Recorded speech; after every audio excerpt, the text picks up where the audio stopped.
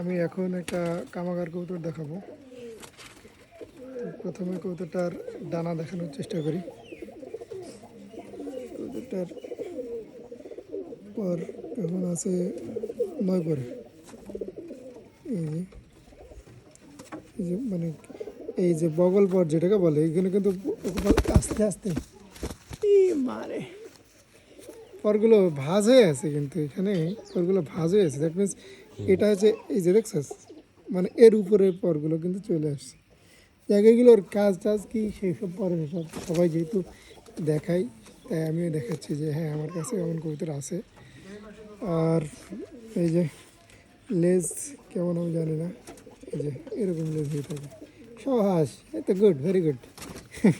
এমন কবুতরই তো দরকার।